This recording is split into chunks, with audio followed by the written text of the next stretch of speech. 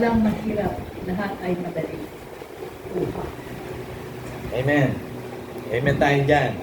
Bakit madali? Hindi naman ikaw ang gagawa eh. Ang Diyos ang gagawa, kaya madali. Sabi sa 1 John 5:3, at lahat ng utos ko hindi mahirap, madali. Ba't sinasabi ng Diyos na madali? Sa mga walang Espiritu Santo, hindi sila makakasunod. Never na makasunod ang isang tao na kahit sinasabi niyang siya'y Kristiyano, kung wala siyang Espiritu Santo, hindi siya bahagi ng Diyos. Hindi siya makakapasok kailanman sa kaharian ng Diyos. Except a man to be born again, he cannot see and enter the kingdom of heaven. At sa pagiging proseso ng born again, doon ibinibigay niya ng Espiritu Santo. Yung mga tunay na sasampalataya, excuse me bumababa yung ano ko eh. Yung tunay na sumasampalataya lamang, ang tunay na mabibigyan ng Diyos ng Espiritu Santo. At ang Diyos ang nakakakita ng puso natin. Alam niya kung sino yung tunay na Kristiyano, alam niya kung sino yung tunay na sumasampalataya. Sabi sa Bible sa tumutunghay siya sa langit, naghahanap ng mga nakakaunawa, tinitingnan yung humahanap sa kanya. Tumutungo siya sa langit, sa lupa, tinitingnan kung sino yung naghahanap sa kanya. Tumutungo ang Diyos galing sa langit, tinitingnan niya yung hinahanap niya. Kasi hahanap ang Diyos ng hinahanap siya eh. Maghahanap pa naman ng Diyos na humahanap sa kanya. Kaya magtitiyap eh. Alam ng Diyos kasi, di pa nga nililikha ang langit at lupa, kilala na tayo ng Diyos eh. Kasama na tayo ng Diyos. Kaya ang mga pangalan natin nasulat sa aklat ng buhay. Ang pag-iingatan na lang natin yung mabura. Kasi sabi yun ng ni Moses eh. Sumamba sa Diyos-Diyosa ng Israel eh.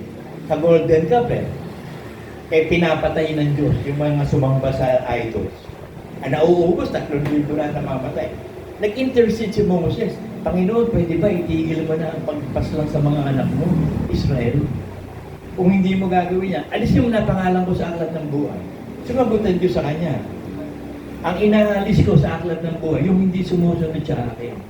So, maaalis lamang ang pangalan natin sa aklat kung hindi tayo nagpatuloy. Yung determination to continue. Keeping the faith. Yun kasi ang sinabi ng Panginoon yun, ni Consumatum est. It is finished. Sinabi din ni Pablo yun. I have finished my course. Kailangan masabi din natin yun. Sino ba sa atin yung nakasali na sa marathon dito? Ako, never pa eh. Minsan, halimbawa, may 5 miles marathon, 10 miles. Nakasali na ba kayo sa ganito? Ako, hindi ako nakasali. Hindi ko alam ang sistema nito eh. Ano ba ang protocol nito, sistema na itong pagsali? Ang pagkakaintindi ko yata, pagsasali ka, magbabayad ka ng fee. Kasi doon sa Pinayon, lahat na sasali doon kukunin yung prize, yung reward. Kaya ako, halimbawa, 5 miles marathon, sali ka, bayad ka. Pag nagbayad kayo, kinukulekta yun ng management. Kung sino yung unang matatapos first prize, may reward yun. Ganon din sa langit eh. Meron tayong marathon eh. Ang marathon natin, papuntang langit eh. Kaya, kinakailangan, makapasok tayo doon sa langit. At ang marathon na yun, kinakailangan may determinasyon. Kapag may determination ka ng faith, kilala ng Diyos kung sino yung tunay na bibigyan ka ng espiritu ng pananampalataya. Kasi yung ibang mga tao, wala sila talagang pananampalataya. Ang nasa kanila, idea. Isip lang nila ang pananaw nila. Alam nyo, lahat naman ng Diyos ng tao tunay na Diyos ang problema mo, alam mo. Kasi lahat ng tao may Diyos eh. Yung tunay na Diyos din yun. Ang problema, yung tunay na Diyos na sinasamba niya ba? May inutos na isa lang ang daan na dadaanan. Except a man to be born, he cannot enter the kingdom of God. Jesus is the only way, the truth, and the life. No one can get to the Father except by Jesus Christ. Lahat ng religion na yan, ang pinipreach nila, Ama lang. Diyos lang. Si Bathala, si Allah, si Balhala, si Baal. So, pero hindi nagtuturo yung religion na yon ng iisa ang daan na dapat daanan si Kristo. Eh yung tunay na Diyos, nagsabi siya eh, you cannot go to the Father except by Jesus Christ. So ang paraan lang ng pagliligtas ng Diyos ng Ama sa pamamagitan ni Kristo Jesus. Kaya kapag ikaw tunay na born again, ibinibigay sa iyo yung espiritu ng pananampalataya sa Panginoong Jesus. Yung hindi tunay na Kristiyano, kahit born again pa siya, sinasabi niya, wala siyang espiritu ng Diyos, hindi siya maliligtas. Hindi siya bibigyan kasi ng espiritu ng pananampalataya. Kasi yung espiritu ng pananampalataya, genuine faith yun eh. Pananampalatayang gumagawa yun. Yung pananampalatayang yun, nakikilala talaga niya ang Diyos. So kapag hindi nabigyan ng tao ng espiritu ng pananampalataya, hindi rin siya mabibigyan ng espiritu ng banal na espiritu. Kasi ang bibigyan lang ng Diyos ng banal na espiritu, yung mga anak niya. Adopted sons through faith. Naligtas tayo sa pamamagitan ng awat habag sa pananampalataya. So napaka-importante yung pagpapatuloy. Ang importante kasi yung continuity in faith. Kasi sabi sa Hebrews 10:38, ang umuurong hindi ko kalulugdan eh. May sinabi si Pablo sa 2 Timothy 4:7 na I have finished my course. Basahin natin yun.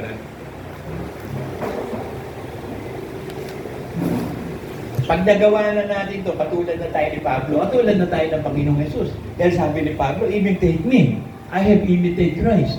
Kasi natapos ng Panginoong Jesus yung kalooban ng Ama sa Kanya eh. Consummatum est, it is finished.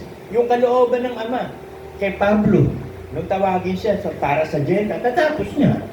Consummatum est, I have finished my course. So ganoon din tayo. Kailangan mangyari sa atin na matapos tayo doon sa marathon. Kasi ang alam ko yata, kapag natapos ka, kahit hindi ka first prize, binibigyan ng t-shirt ng the finisher. Kaya so importante, finisher, kahit hindi ka first prize. Ang importante, binigyan ka ng the finisher. Natapos mo yung landasin. Kasi sa Bible nakasulat eh, meron nauuna, nahuhuli. Meron nahuhuli, nahuhuli. Ang importante doon, kahit mabagal ka, mabilis ka, nakatapos ka, you have finished, gumraduate ka, may diploma ka. Kasi yung iba, di ba, mga valedictorian, salutator, o kaya mga magna cum laude, summa cum laude, di ba? May mga tinatanggap ng mga reward na gano'n. Pero merong iba, wala, pero natapos naman ang kurso. Okay lang yun. Ako nga I can be an engineer with a grade of 3. ang ano ka, puro trust eh. Puro trust lang ang grade ko. Wala, hindi importante sa akin kung 1 ka o 1.5 ka. Kahit trust lang. You can be an engineer of the grade of 3, okay na yun. Kasi ang ipinapasa ko lang lagi, finals eh. Kasi sa college, ewan ko may mga college dito, usually sa UE, kahit baksa ka ng prelim, baksa ka ng midterm, pag pumasa ka ng finals, baksa ka. Kaya ang ginagawa ko, sabay yung video ko, panay ang durog ko eh. Hadlang ang pag-aaral sa pagdurog eh. Hadlang naman ang pagdurog sa pag-aaral. So ang ginawa ko, pinagsabay ko. Nag-aaral ako, dumudurog ako. So ganun ang pinagsabay ko. So sa madaling salita, nakatapos ako ng engineering. Industrial Management Engineering, 8 years. Kasi yung 2 years ko, drop out ako dun eh. Hindi ako pumasok. Manluloko, pati nanay ko, niloko ako eh. Pero nakatapos ako. May diploma ako, may transcript of records ako. Kahit test lang yun. Pinagbabalaki ko, nakatapos ako. Unang-una, hindi mo rin gagamitin yung pinag-aralan. Maliban lang yung chemical engineer, civil engineer. Yung course mo na yun, na natapos, kinakailangan akma doon sa trabaho mo. Kailangan mo gamitin pinag-aralan mo. Usually, hindi naman gagamit yun. Ang ginagamit, alam nyo, common sense. Kapag ikaw common sense, matalino ka na. Ganun ang ginawa ng Diyos sa atin, ibinigay si Christ to the simple, sa mga may common, practical, pragmatic ang pamumuhay. Practical lang. Simple lang ang buhay. Yun ang gusto ng Diyos, simpleng buhay. Yun ang buhay ni Pablo. Ginawa niya simple. Kasi milyonaryo si Pablo, pareseyo yun, tagmapagmana. Itinakwil siya ng magulang niya dahil kay Cristo. Okay lang. Nagkaroon naman ako ng maraming ama, maraming ina, mga kapatid. Cristo kahit nawalan siya ng ama't ina. Natapos niya ang landasin. Yun ang importante. Basahin ko sa inyo. 2 Timothy 4:7. Nakipagbaka ako ng mabuting pakikipagbaka. I am fighting a good fight of faith. Kasi sa marathon, may dayaan din dyan eh. May mandaraya eh. Sa pagtakbo ng dadaya eh. Sa pagiging Kristiyano natin, tayo pwede mandaya. Eh, ang dami ng dadaya through tithes and offering. Kaya hindi tuloy mapagpala ng Diyos. Sa mandaraya eh. Pag lumabang ka ng labanan ng contest, huwag kang mandadaya. Eh, itong contest na ito, we have to finish our race. Yung course ng pagiging Kristiyano. You have to finish being a Christian katulad ni Jesus Christ. Natapos niya yung tungkulin niya. Si Pablo natapos niya. Yung mga apostol, natapos nila. Si Brother Manny, natapos ni Brother Manny pagka-apostol. Natatandaan ko tuloy nga, sabi niya, Larry, ba't ka pinagmamadali ng Panginoon? Ay, ba, ko sa inyo. Pinagmamadali ako ng Panginoon, hindi ko alam kung ano, parang mamamatay na siya. Kasi wala namang premonition, no? Huwag kayo maniniwala sa premonition. Walang premonition yung malalaman mo kung mamamatay na isang tao. Walang ganun. Wala nakasulat sa Bible na ganun. Basahin ko muna itong 2 Timothy 4:7. Nakipagbaka ako na mabuting natapos ko na ang aking takbo. I have finished my course. Kung sumatumis. Iningatan ko ang pananampalataya. So to finish the course, keep the faith. Matatapos mo itong landasin ito by faith. Huwag kang titigil sa pananampalataya. Continuous lang, huwag kayong matakot. Katulad na sabi ng mensahe ng prophet kanina, continuity lang. Dire-diretso lang. Huwag kang bawal sa atin na mapagod. Hindi pwede mapagod ang Kristyano, yung titigil ka sa pananampalataya. Hindi. Rest pwede, you have to rest. Rest in the Lord pa rin. Sabi sa Psalm 37, rest in the Lord. Pag magre-rest ka sa Panginoon pa rin, pero yung mapagod, huwag kang mapagod. Continuity. Galatians, basahin natin.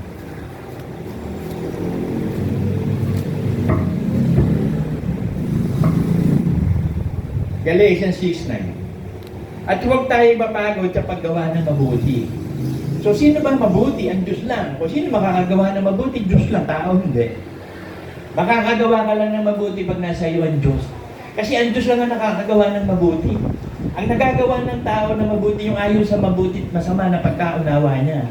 Eh, hindi pwede yun ang batayan mo, isip ng tao. Basahan ng Diyos yan eh. Ang batayan mo, righteousness of God. Ano yung isip ng Diyos? Ano yung word of God? Yun na susundin mo, ibig sabihin ng Kristiyano ka na. May Espiritu Santong gumagabay sa'yo. Ang sinusunod mo lang, Word of God. Hindi mo sinusunod ang opinion ng tao, kahit ba ubod ng talino yan eh. Mga nabuhay nung panahon na yun, di ba? Sina Aristotle, sina Plato, sa China si Confucius.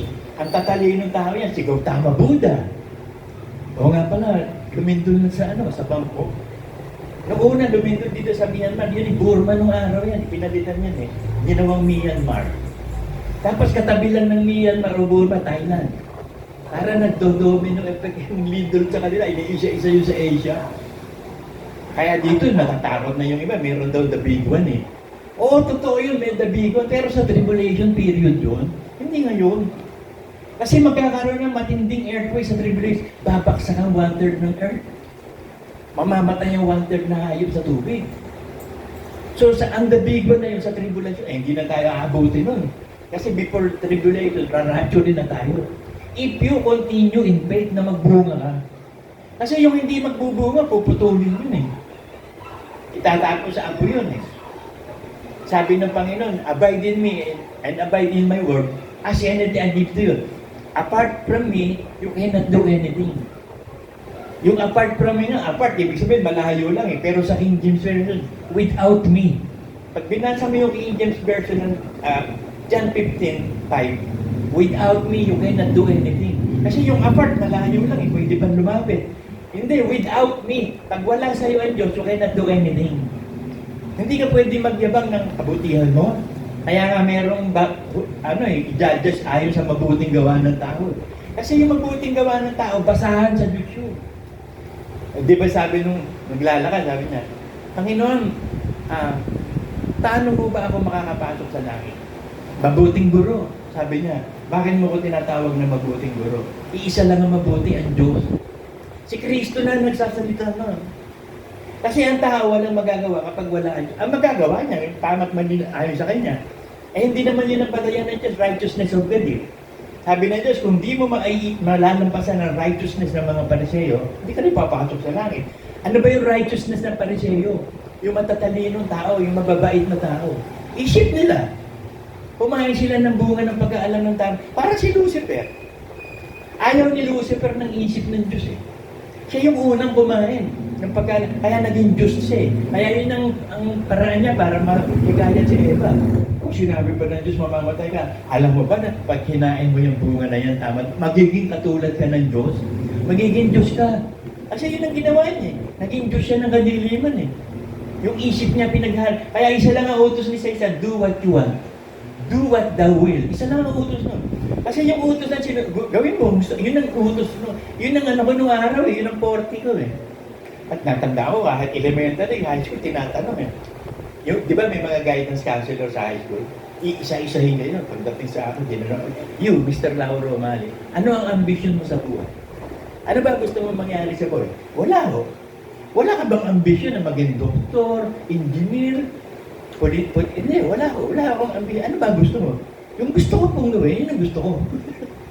Do what thou will. Hanggang sa lumaki ako, maliit pa ako, lahat ng gusto ko, ginagawa ko. Dumating yung araw na may calling pala ako. Ako pala isang Kristiyano, ako pala yung magiging pastor eh. Ni wala sa guni-guni ko to mga kapatid. Ni hindi ko to pinalano. Ang plano ko, alam niyo ba, maging hari ng sindikato. Hari ng sindikato, yun ang mga trick ko nung araw. Kaya basag na basag ako, ang trick ko, si Corleone. Si Corleone, Godfather, yan ang mga trick ko nung araw. Pero may calling pala eh.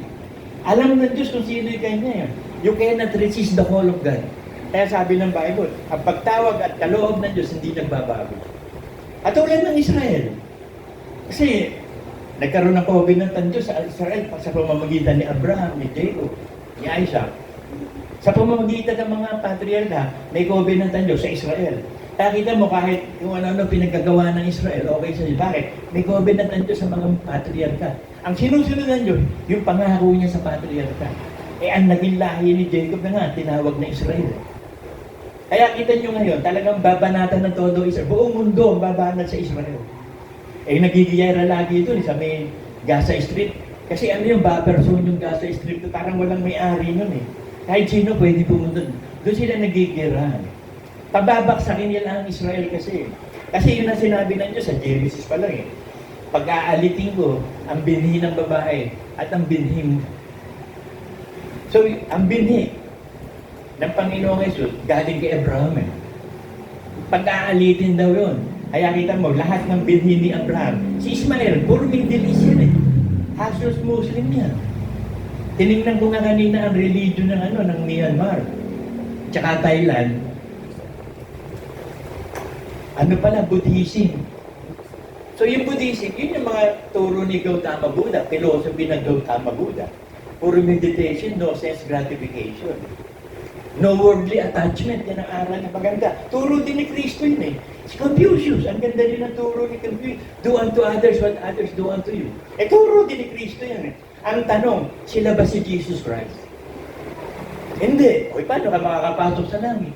Kung dadaan ka kay Confucius, kay Gautama Buddha, kay Muhammad, dumaan ka kay Jesus Christ, at ang pagdaan mo kay Jesus Christ sa pamamagitan ng Ama, yung nakarinig ng tindig at natuto, lumalapit kay Kristo.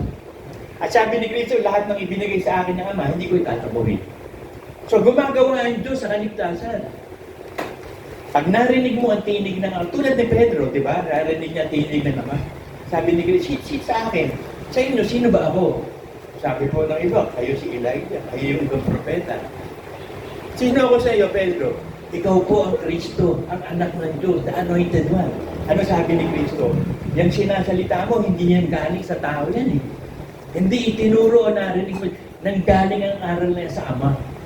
Narinig mo ang tinig ng Ama. Kaya si Pedro, kaya sabi nga, di ba si Pedro, talagang ano yan eh, masyadong emotional. Kita nyo nung huliin sa Garden of Gethsemane si Kristo, sino nakatagpas ng tenga? Si Pedro.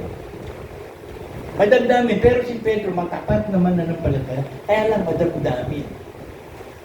Si Moses, kaya hindi siya nakapasok sa promise na tingin lang, madamdamin.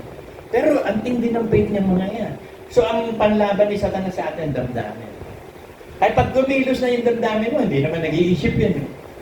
Magsisimula ka magsalita naman, wala ka na sa Diyos. Pagkat ang galit na tao, hindi sumunod sa atusan ng Diyos. Never. So you cannot continue in faith. So ang ginawa ng Diyos, ibinigay niya ng Espiritu Santo, tinuturuan tayo maging disiplinado. Ginagawa tayong disciples of Christ. Excuse me. Kasi pag nakasunod ka na at naging disciples ka ni Kristo, tunay kang alagad. Sabi sa John 8:31.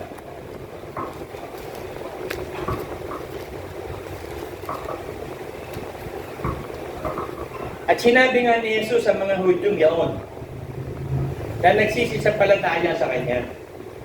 Kung kayo'y magsisipanatili sa aking salita, remain in me, keep the faith, continue in faith.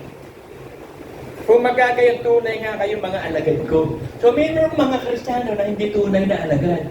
Meron nagsasabing born again kami, Kristiyano kami. Katulad ng Katolik, Kristiyano daw sila, hindi, Katoliko kayo.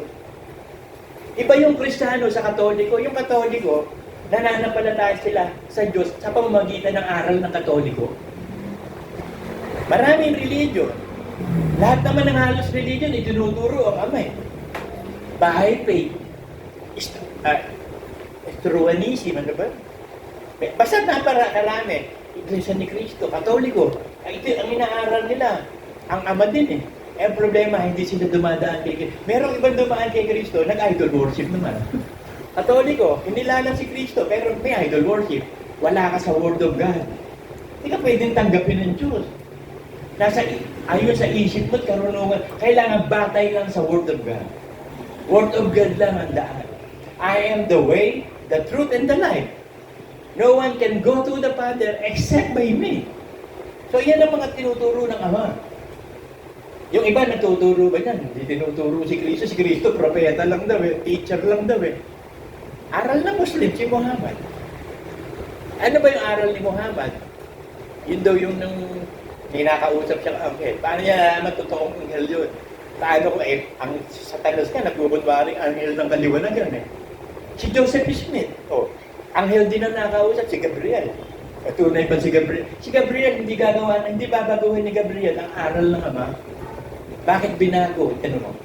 Si Muhammad, si Gautama Buddha, lahat sila na may mga religion sa mundong ito, sinasabi nakausap ng anghel. Pag hindi nakausap ng Diyos, katulad ni Abraham, kinausap ng Diyos, katulad ni Jacob, kinausap ng Diyos, si Isaac, si David, lahat ng propeta, si Moses, kinausap ng Diyos.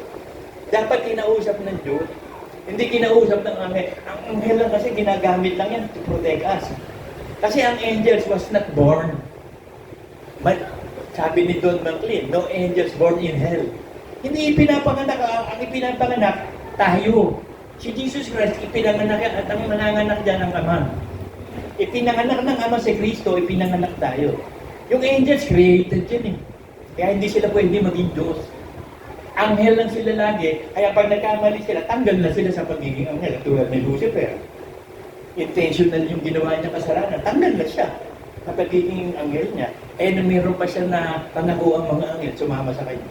Kaya ngayon, kita mo, ang itinuturo ng mga buong mundo, di ba? Yung Diyos nila. Kasi maaaring ang pinangako ni Lucifer sa mga fallen angels, magiging Diyos kayo.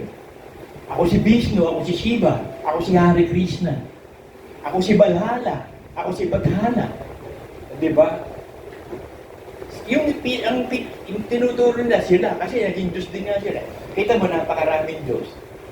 Talaga naman napakaraming Diyos nga. Tayo nga magiging Diyos din eh. Sabi sa Psalm 82. Sa kalipunan ng mga Diyos. Yung lahat ng mga anak ng Diyos, tinatawag na Diyos. Kasi nga kapag anak ka ng Diyos, Diyos ka. Gagawin ka rin Diyos. Kaya nga, gusto mga anak lang kami. Gusto niya marami siyang kasamang Diyos. Kaya una niyang pinanganak si Kristo na Diyos. Sa iba, tao daw si Kristo eh. Oo, tao siya, naging tao. Hindi tao, naging tao. Si Kristo, naging tao, hindi tao. Kasi kung hindi magiging tao ang salita ng Diyos, hindi tayo maililigtas. Kasi walang makikita ang Ama na pwedeng i-offering na malinis, banal, para maglinis ng kasalanan. Si Jesus Christ lang na itinakdak ipanganak ni Mary. Para na sa ganun, paglaki, ituturo ang gospel. Tapos mamamatay siya sa krus, malilinis lahat ng kasalanan. Kasi hindi naman pwede mamatay si Kristo pag walang kasalanan eh. Kasi the wages of sin is death. Nagkasala ba si Kristo? Hindi. Bakit namatay yung katawan? Inilagay sa katawan ni Kristo ang lahat ng kasalanan. Kaya nga sabi niya, Ama, bakit mo ako pinabayaan? Siyempre dapat kang pabayaan ka para mamatay ka. Tinatalikdan ng Diyos sa mga makasalanan. Kaya sabi niya, Ama, bakit mo ako pinabayaan? Para sa atin yun. Alam na ni Kristo yun. Para sa atin yun. Na kailangan mamatay si Kristo. Dala yung lahat ng kasalanan sa kanyang katawan. Kaya ang ating katawan, never na maayos yan. Unrepairable. Junk yan. Basura ang katawan. Kaya papalitan niya ng glorified body. Pero bago palitan niya ng glorified body, dadaan ka sa proseso ng regeneration. Isisilang ka muli, magiging sanggol ka. The same thing din ang pagkatao natin. Nagsimula ka, paiinumin ka ng gatas, tapos tuturuan ka kumain ng malalambot, hanggang kumakain ka na ng kanin na tulang, matitigas na pagkain na. O ganun din tayo. Kailangan magsipanatili tayo. John 15:16.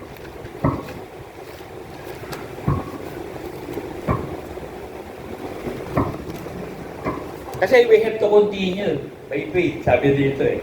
Ako hindi nyo hinirang, ngunit kayo hinirang ko. Kasi hindi pwedeng hirangin ng tao ang Diyos. Pero mo, hihirangin mo ang Diyos, okay na sa Diyos yun? Panginoon, ikaw po Diyos, okay na sa Diyos yun? Panginoon, tinatanggap po kitang Diyos, okay na hindi. Kaya tayo hinirang ng Diyos, alam na niya na tayo yung mga anak niya. Kaya hinirang tayo. Hindi tayo humirang. Ako nga, hindi ko hinirang ang Diyos. Kalaban nga ako ng mga born again kuno sa labas. Persecutor ako niyan eh. Kahit nung bata pa ako, nilalapastahan ko yung katoliko. So, lahat tayo mga anak ng Diyos. Pero dati tayo anak ng demonyo. Nung loobin ng Diyos na maging anak tayo, doon lang tayo binigyan ng Espiritu Santo. So, magagawa mo na ngayon ang gawa ng Diyos. Nasa iyo na ang Espiritu Santo. Sabi dito, ako hindi nyo hinirang, ngunit kayo hinirang ko, at akin kayong inihalal. You have been elected. Pag inihalal ka, ang Diyos ang nag-e-elect. Tinamon dito na lang sa atin, sa bansa, pag may election. Paano na pauupo ang isang kandidato? Di ba elected by the people? O ganun din na, paano tayo pauupo sa langit kung hindi ka elected ng Ama? At paano ka bibigyan ng Espiritu Santo kung hindi ka niya kilala? So, hindi pwedeng humirang ang tao sa Diyos. Ako ang humirang sa inyo at ako ang naghalal.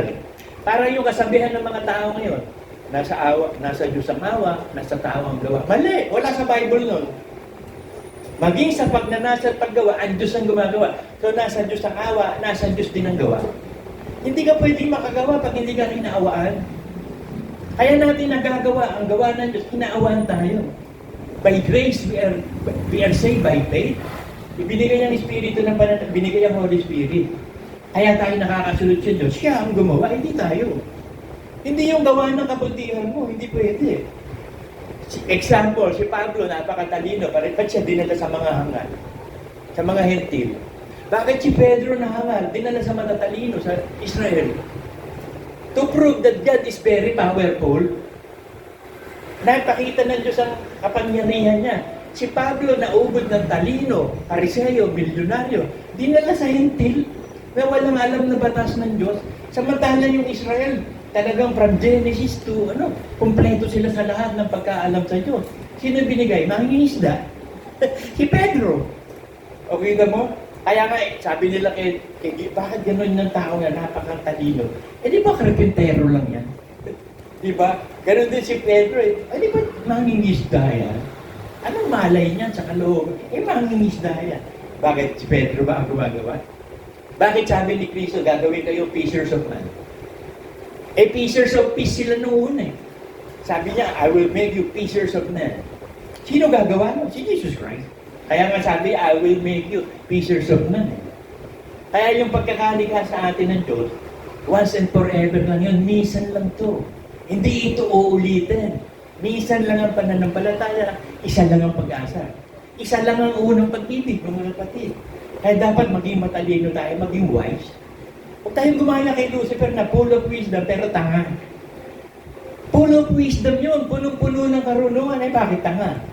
Kinontra niya ang Diyos. Kaya ang ibig sabihin ng Satan, opponent, kaaway, transgressor, yun ang Satan. Pero pinili niya maging si Satan. Ayaw niya ng banal. O kita mo yung mga angel, ba't umayaw din sa pagkabanal? Gusto nila kay Satan. Ay ba, magagawa nila ang gusto nila Alam mo, unang-unang ginawa ng fallen angels, nagsakatawan tao, nakipag-sex sa mga babaeng magaganda dito sa mundo. Talagang sarap na sarap ang mga fallen angels sa sex. Kita mo, walang napakahinan na tao pagdating sa sex. Lalo na udyok ni Satanas, grabe. Isa lang sa Bible ang nakita ko ang tinding determinadong na kontrol ng sex. Si Joseph. Yung 12 tribes of Israel. Si Joseph, yung anak ni Jacob. Si Nefertiti, gusto siya kasi ang gwapo ni Joseph. Eh. Parang si Absalom to si Joseph. Eh di tawag dito, inaakit. Gusto mo makipag-sex ni Nefertiti. Sabi niya, hindi ko po pwede. Napakabait po sa akin ng inyong asawa eh. Hindi ko po magagawa sa kanya. Araw-araw sinisidyo siya ni Nefertiti. Talagang ayaw niya, nakatakbo siya. Kaya sabi sa Ecclesiastes, yung nasa Diyos, tatakbo dun sa mga babaeng gano'n.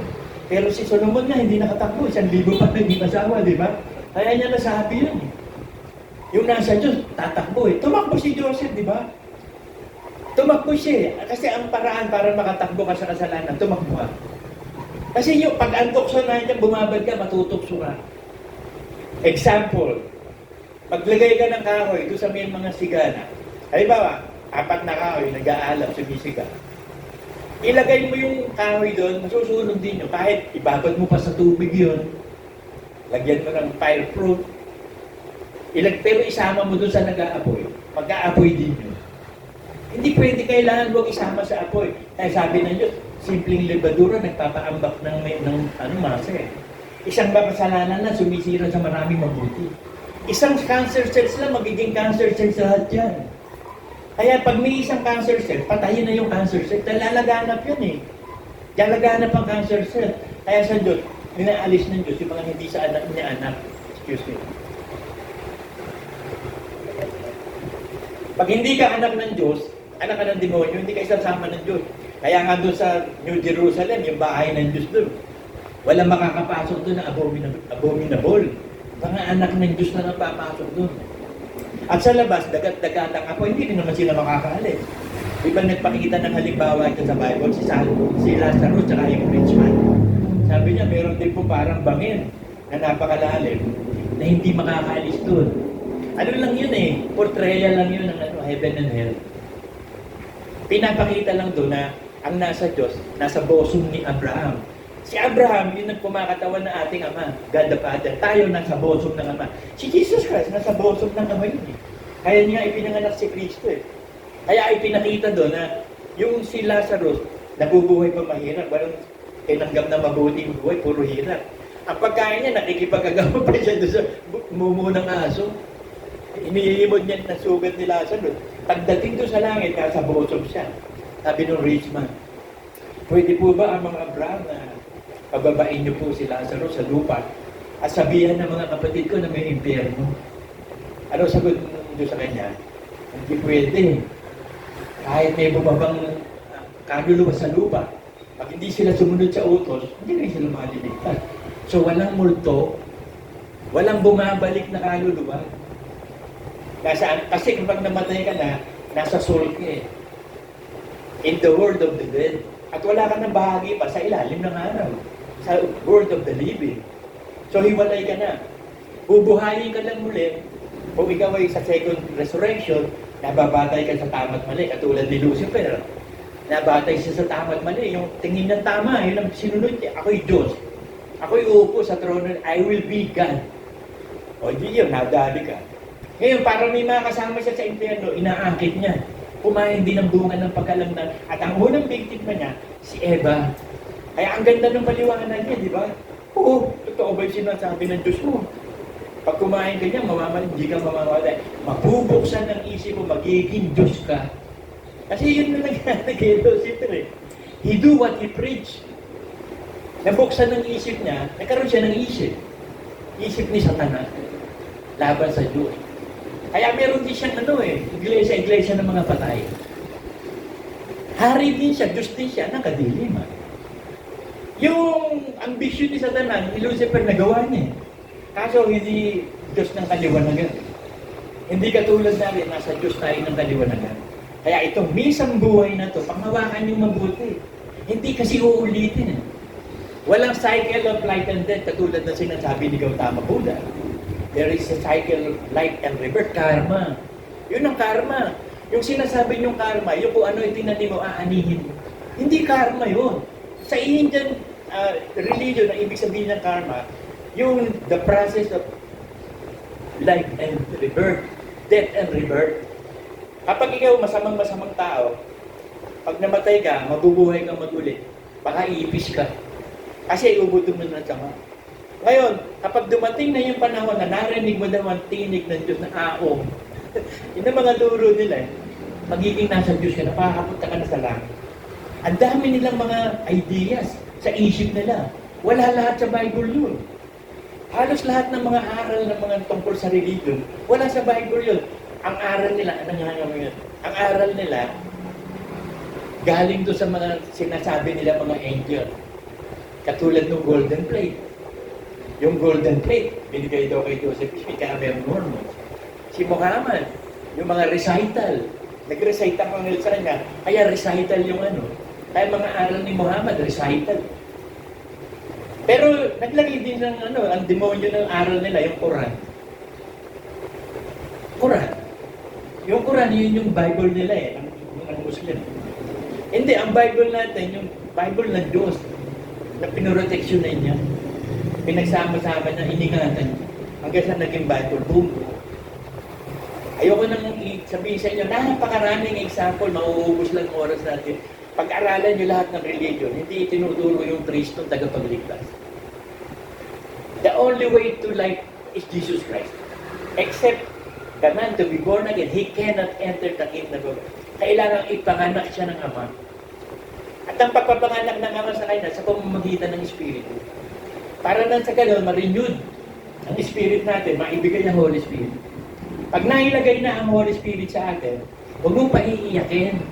Kasi pag pinaiiyak mo yan, baka iiwan ka. Kahit may mga bata, pag iyak ng iyak sa magulang, ulmalayas. Matatanda ako kapatid ko rito isa lagi siya napapagalitan ng nanay ko. Isang araw, may pitbit na parang baston, mayroong bag. Ano saan ka pupunta? Lalayas daw siya. Lagi siya napapagalitan ng nanay ko. Ayun na, Diyos pa. Sabi sa 5:10 ba yun ng sound?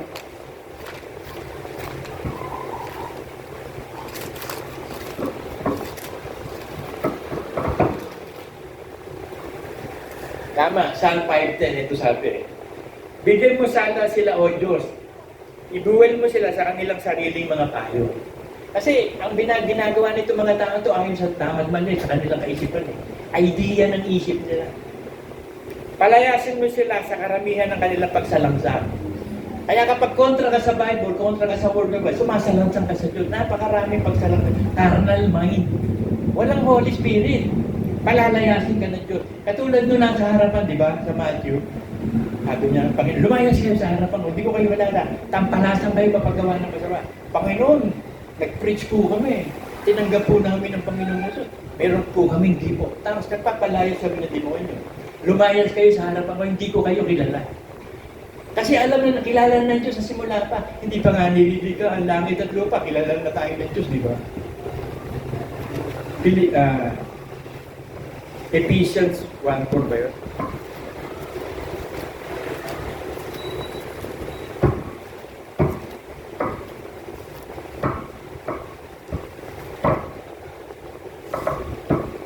Ephesians 1:4 nga. Ayon sa pagkapili niya sa atin sa Kanya, bago itinatag ang sanlibutan.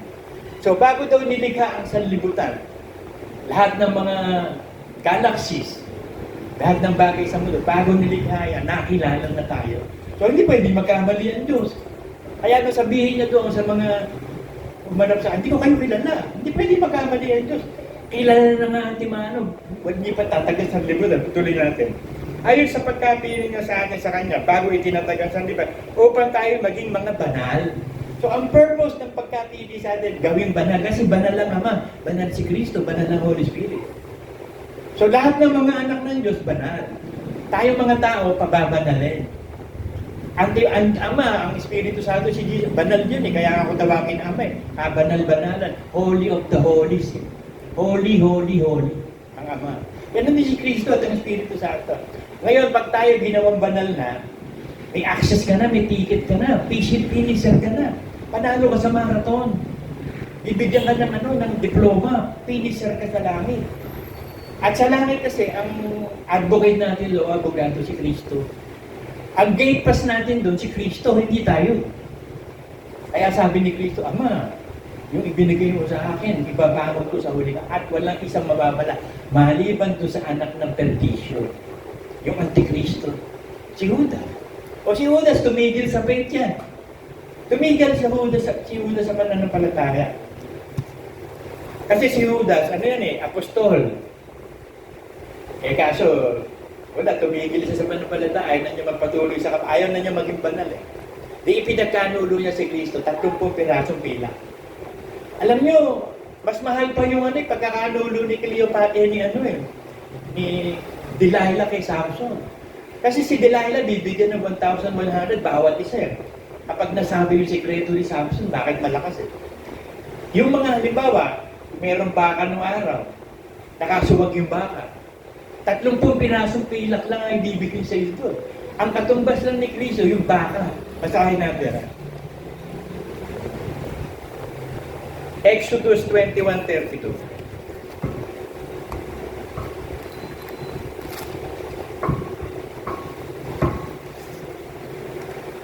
Kung ang baka ay maluwag ng isang aliping lalaki o babae, magbabayad ang may-ari ng 30 pirasong pilak sa kanilang Panginoon at ang baka ay babatuhin. Kita mo, 30 pirasong pilak lang ang katumbas. Ganun lang kamura si Kristo kay Judas.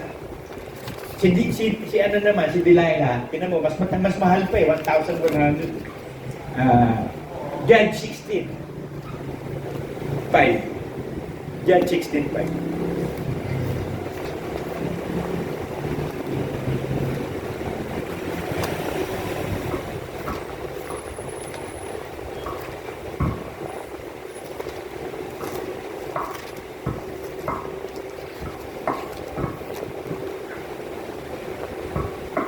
At inahon ng mga pangulo ng mga Pilisteo ang babae si Delilah. At sinabi sa kanya, dayain mo siya, si Samson, dayain si Samson. Tignan mo kung saan naroon ang kanyang dakilang yung lihim ng kalakasan ni Samson, alamin mo. At sa anong paraan mananaig kami sa kanya?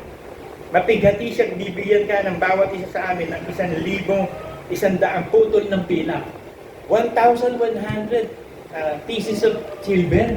Bawat isa pa sa kanila, ang dami nila.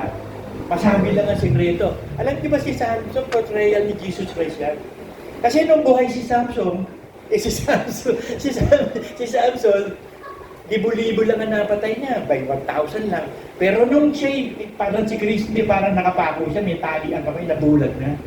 Tapos diniba niya yung haligit. 3,000 namatay doon. Mas maraming napatay si Samson nung patay na siya. Kaysa nung buhay pa siya. Di ba ganun din si Jesus Christ? Madaming nailigtas si Jesus Christ nung mamatay sa krus. Nung nabubuhay pa siya doon nagpipreach lang siya sa Israel Pero nung mamatay na sa krus si Kristo, hindi lang Israel, buong mundo. Kaya nailigtas ni Kristo buong mundo, yung sasampalataya. Pag hindi ka sasampalataya, and you continue on faith, hindi ka maliligtas. Kailangan kapag sumampalataya ka, tunay kang Kristiyano, mga kapatid. Amen.